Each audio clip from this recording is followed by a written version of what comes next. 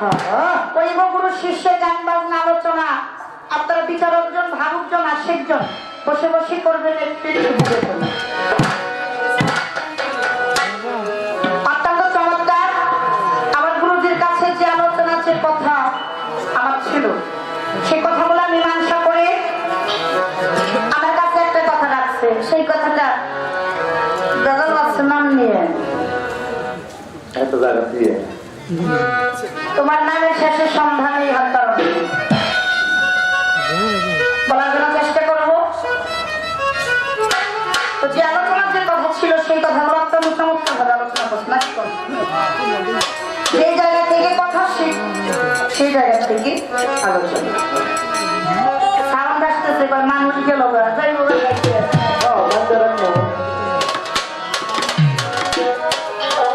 আস্তে নিয়ত গুণে বরকত, তাই না? যে সারা রাত্রি থাকার নিয়ত করছে সারা রাত্রি থাকবে। আজ রাত্রি 11টা 12টা 2টা এরকম নিয়ত করে দিচ্ছে গান যতই ভালো হইতো ওই যে নিয়ত গুণে বরকত ওই সময় নিয়ত কি হইছে তারপরে ধরে রাখার ক্ষমতা কারো নাই। যদি কেউ চলে ভালো লাগলে থাকবে, না লাগলে ধরে রাখার ক্ষমতা কারো। ওদিকে যাবো না। আমার যে আলোচনা ছিল মালা নিয়ে প্রথমে আসলে মালা বিষয় আমরা কিভাবে ফুল তুলে তারপরে মালা গেছে দয়ালের গলায় দিব সেই জায়গা থেকে আলোচনা শুনলাম। ধরা ফুলে কোনোদিন মালা ফুল ধরে গেলে ওই ফুল দিয়ে মালা কাটলে ওই মালাই কোনো কাছে আসবে। তাহলে ধরার আগে তুলিতে কথা বলেছে অনেক ভালো লাগছে। ওনার কথা থেকে আমার অনেক কথাই আসছে। একটা গান করছে এটা আল্লাহর সাহিত্যের গান। কেন ভোলা দাঁড়ে কোমর ঘুরছি চাইলে বাই তরিকায় দাখিল হইলে সকল তরিকার মধ্যে দাখিল হও। এই তরিকায় দাখিল হইলে তোমার সমস্ত কিছু অজানা বস্তু জানতে। সবার সামনে দিয়ে বসে আছে হাফেজ পাগল সঙ্গে ভর্তি রাখি পাগল সাথে ওনার সাথে দিবার আছে। অত্যন্ত চমৎকার আলোচনা আমি সেই জায়গা থেকে কথা বলবো। কিন্তু আলিফ লাম মিম পরে চিন্তা হলো এই আলিফ লাম মিম এই চিন্তা হওয়ার কিছু হাকিকত আছে।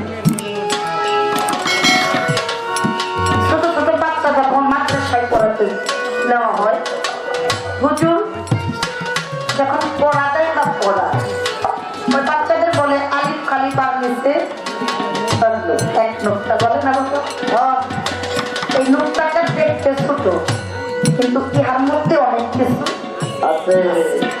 আলিফ লাম মিম 3টা হরফ কিন্তু এই 3 হরফের অনেক হাকিকত আছে। জাহাজে বিশ্ব ভ্রমণে জাহাজে নাও ভাবে পৃথিবীর চাইতে অনেক অনেক বেশি কিছু মানব দেহের মধ্যে আছে যদি কেউ খুঁজে বের করতে পারে। একটা গান আমার দ্বারা তাদের করবো। গানের ভিতরে কিছু কথা আছে। তারপর আমার কাছে যে আলোচনা রাখছে সে আলোচনা মীমাংসা করার জন্য চেষ্টা করবো। ধন্যবাদ।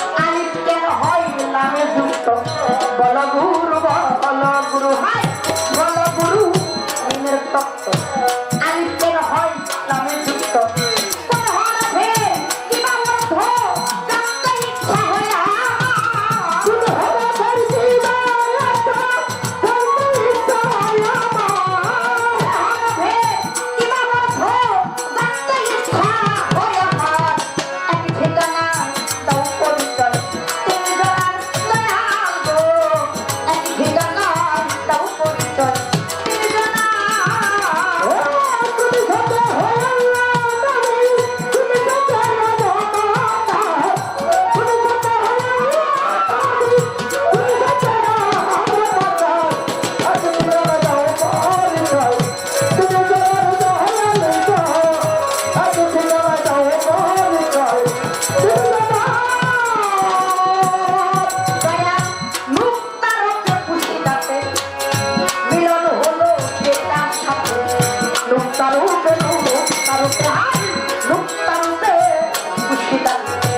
মিলন হলো এটার সাথে ওরে সাধু সুশীলে পায় কোন হরফে রইল শুধু হাতটা সুশীলে পায় কোন হরফে রইল শুধু হাতটা সুশীলে পায় কোন হরফে রইল শুধু হাতটা এক ঠিকানা দাও পরিচয় তিনি জানার দয়াল গো এক ঠিকানা দাও পরিচয় তিনি জানার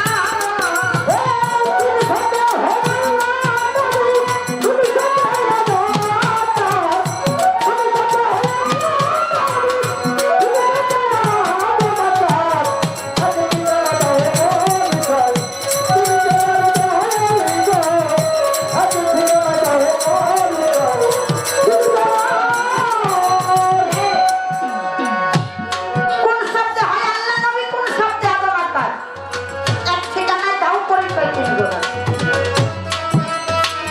আমি এই গানটা এই জন্য ধরলাম আমার দলের কাছে যে আলোচনা করতেছিল সেই কথাগুলো আমি মানুষ করতে যে এই আলিফ লাম মিম এই তিন হরফের কিছু আলোচনা করছি আর আদম আকার আদম কেন সৃষ্টি করলো আমার আল্লাহ তাও কিছু বিশ্লেষণ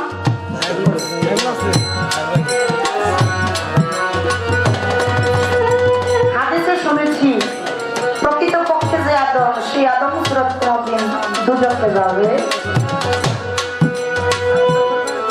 তাহলে আদমের মধ্যে কিছু বিষয়বস্তু আছে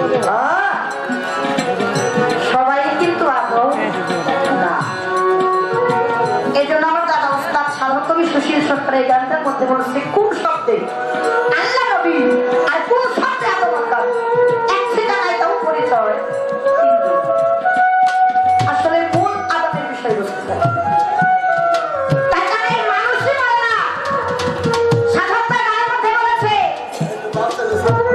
মানুষ মরে না আর মানুষ যদি মরে যাবে তাহলে বিচার হবে মরা মানুষের কি বিচার হয় না মরা মানুষের বিচার তো মানুষই যদি না মরে তাহলে এই আদম সুরত দুজকে যাবে ইহা সম্ভব না ইহা হাদিসে আলোচনা কিছু কথা আছে তাই গুরুর কাছে আমার এই গান কোন শব্দে আল্লাহ নবী কোন শব্দে আদম আকার এক ঠিকানায় দাও পরিচয় দিবে কবিতার গানটার মধ্যে বললেন আলিফ লাম মিম হাত নুরি এই তিন হরফ জিজ্ঞাসা করি দলের কাছে জিজ্ঞাসা করা যায় একটা বেদুই কিন্তু কবির শব্দ আমার পড়তে হলো বলতে কে বা পুরুষ কে হয় নারী যুক্ত ঘরের অধিকার এই তিনটা হরফের মধ্যে কে পুরুষ আর কে নারী তার বিষয়বস্তুটা কি নুক্তারূপে খুশিটাতে ওই যে বললাম আলিফ খালি বার নিচে এক নুক্তা নুক্তা দেখতে কিন্তু একই মানুষ কিন্তু ইহার মধ্যে বিশাল হাতি লুকিয়ে আছে তাই আমি দয়ালের কাছে বলবো এই হাতি গর্তটা যেন আমাদের সুন্দরভাবে বুঝিয়ে দেয় আসলে মূল নুক্তার বিষয়বস্তুটা কি নুক্তারূপে খুশিটাতে মিলন হল কে তার সাথে সাধক সুশীলে কয় কোন হরফে বইল ওষুধ ভান্ডার এক ঠিকানায় দাও পরিচয় তিনজন গানটার মধ্যে কিছু কথা কিছু আলোচনা আমার দয়ালের চরণে নিবেদন রয়ে গেল আমার দয়ালের যেই জায়গা থেকে ভালো লাগে সেই জায়গা থেকে যেন আমাদের একটু সুন্দরভাবে বুঝিয়ে দেয় এইবার আসছে আলোচনা ছিল বায়াত একটা চাহলে বায়াত দুই হচ্ছে নারীদের মুড়ির দেন এর বিষয়বস্তু কি কোরআন মোতাবেক দেন তেমনি মন করা যায় অত্যন্ত চমৎকার ভাবে কোরআন থেকে আলোচনা করেছি, ভালো লাগছে। আমি প্রথমে আমার যতটুকু কর্তব্য কাজ গুরুপদে একটা ভক্তি দিচ্ছি, কিছু টাকা নজরানা দিচ্ছি। কথার সাথে বলেছিলাম আপনারা নজরানাই বলেন আর দান দক্ষিণাই বলে আর ভিক্ষাই বলে না, বলবে তাই না? তাই না? এই জায়গায় তারাই আমার গুরু করে, গুরু মুর্শিদ যারা তারা বাদশাহ, তারা ভিক্ষা গ্রহণ করে না। ভক্তের বাড়ি শিষ্যের বাড়ি যখন সফরে যান, এক ভক্ত দাঁড়িয়ে কয় বাবা কয় টাকা পাইছেন, কয় ভিক্ষা বেশি ওরে নাই। বলে না জানি এরকম বলে কিনা? তাহলে ইহার বিষয় বুঝতে পারি। তার কারণ আমি যে ভিক্ষার কথাটা বলছি এটা কিন্তু ওই ভিক্ষা না, এই ভিক্ষার মধ্যে হাকিকত আছে। তাই যদি হয়ে থাকে তাহলে ইহার বিষয়বস্তুটা নজরানা বইল ভিক্ষা বইল না, এটাই আমার কথা। নজরানাই বলবো, কিন্তু আপনার কাছে না সুন্দর ভাবে আলোচনা থাকবে, আপনার মধ্যে ক্লিয়ার ভাবে বুঝিয়ে দিবে মূল কি টাকা দিয়ে নজরানা হয় না, নজরানার কিছু বিষয়বস্তু আছে। আসলে কি টাকা দিয়ে দয়ালের নজরানা না অন্য দিকে দয়ালের নজরানা আছে? তাই যদি থেকে থাকে তাহলে সেই নজরানার বিষয় আজকে আমাদের বলবে, আমরা চেষ্টা করবো সেই নজরানা দেওয়ার জন্য। কথাগুলা আপনার কাছে একটু আলোচনা ছিল, একটু ভালোবাসা দিয়ে। আসলে দয়ালের ভান্ডারে তো কোনো কিছু অভাব নাই, একটু হাত দাঁড়িয়ে দিলে অনেক কিছু। টাকা দিয়ে যদি নজরানা হয়, নজরানার বিষয়টা যদি আলাদা হয়, তাহলে আমাদের কাছ থেকে আমরা ভক্ত শিষ্য সেবক যারা আছি আমরা ক্লিয়ার ভাবে বুঝতে পারবো যে 1 লাখ 2 লাখ 3 লাখ এই যে নজরানার বিষয়টা, এটা মনে হয় আর আমরা ওইভাবে নজরানাটা নিব না। আসলে মূল নজরানাটা কি দয়াল? আপনার নজরানা আমরা কি দিয়ে এই কথাগুলো আসতে আপনার কাছে আমার একটু জানার বিষয়, আমি চেষ্টা করবো ওই নজরানাটা দেওয়ার জন্য। তো আমার কাছে এইবার কথা সন্ধানী বিজেতে বলছি এই জায়গায় বাবাই যে কেলে আমার নাম দিল, আর এই নাম দিয়ে আমার বিপদে ভালাইল।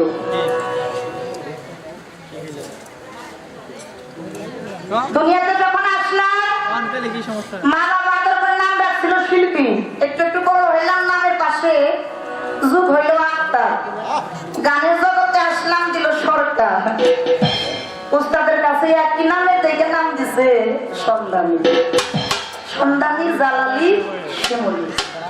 তো আমার নামে শেষে সন্ধানী। এখন অনেকে অনেক কিছু সন্ধান করে, কেউ স্রষ্টাকে মানে যাই দেব, তুমি কি সন্ধান করো।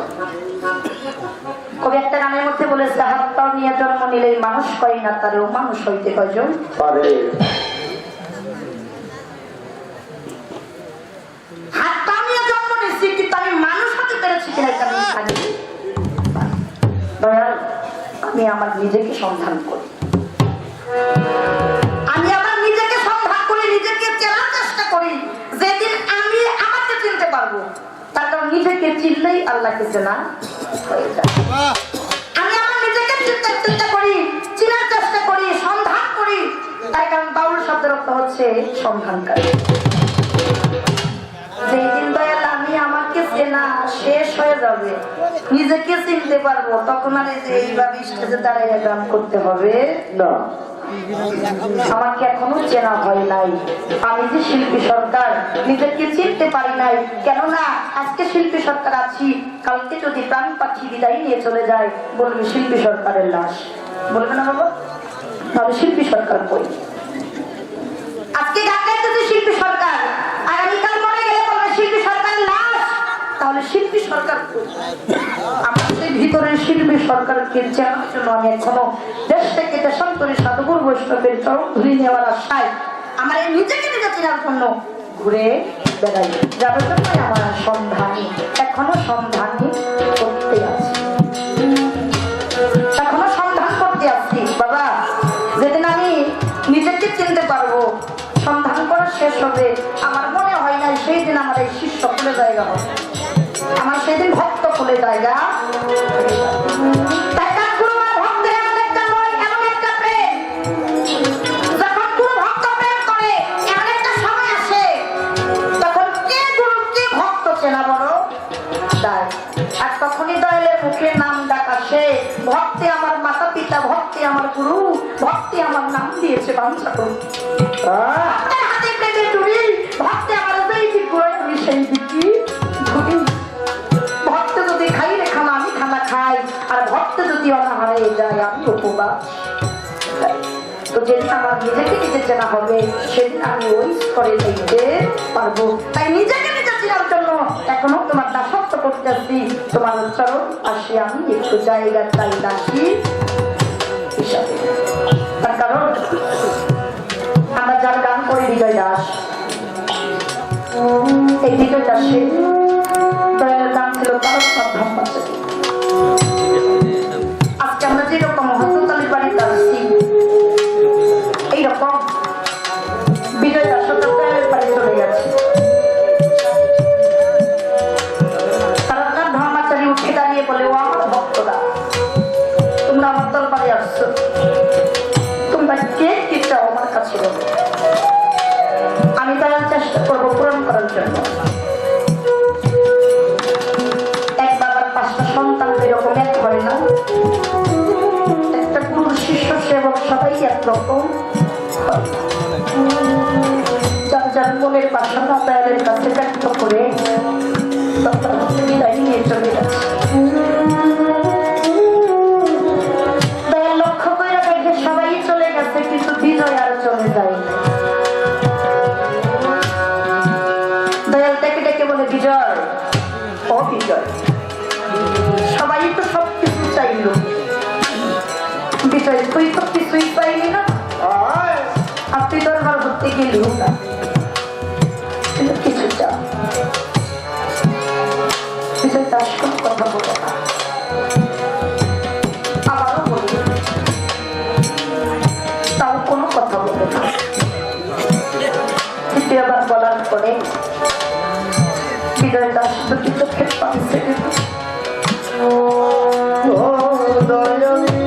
দুটি চোখের পানি ছেড়ে দিয়ে দয়ালের চরণ দুটি ধরে কেঁদে কেঁদে বলে তবু আমাকে না চাইতে আপনি অনেক কিছু দিচ্ছেন, আমার এতটুকু চাওয়া দয়াল আপনার দরবারে। আমি জানি না আমি আবারও বিজয় মানব কুলে জন্মটা পাবো কিনা। আপনার যদি ইচ্ছা হয় এই আমাকে আবার মানব কুলে জন্ম দিয়ে ধরাধামের বুকে পাঠাবেন। দয়াল, আপনার চরণে আমার নিবেদন, একজন গুরু প্রেমিক মায়ের কুলে আমি ভূমিষ্ঠ হওয়ার পরে আমি আমার আপন মায়ের কুলে থেকে যেন আমার বাঞ্ছুচন্দ্রের নামটা শুনতে পাবো, আমি যেন আমার দয়ালের নামটা শুনতে পারি। ও দয়াল, আমি সুখ চাই না, শান্তি চাই না, টাকা চাই না, পয়সা চাই না। কেন চাই না জানেন? টাকা পয়সা বড় খারাপ জিনিস, সুখ শান্তি বড় খারাপ জিনিস। টাকা পয়সা নিয়ে এই সুখ শান্তি পেয়ে আমি যদি আমার দয়ালের নামটা ভুলে যাই, এই জন্য আমি আমার দয়ালের কাছে সুখ শান্তি চাই না। আপনি যত পারেন আমাকে কষ্ট দেন, আঘাত দেন, আমি সেই আঘাতে থাকতে রাজি যদি আমার মুর্শিদের নামটা আমার সাথে থাকে। যদি আমার বাঞ্ছুচন্দ্রের নামটা আমার সাথে থাকে, আমি শত কষ্টের মধ্যে থাকতেও রাজি আছি। তাই সেই দিকে দৃষ্টি করে, সেই দিকে লক্ষ্য করে বিজয় দাস তার গানের মধ্যে ওরে যদি দুঃখ পাইলে বাঞ্ছুচন্দ্র তোমায় মিলে, তোমাকে দুঃখ সাগরে পাইব তরি।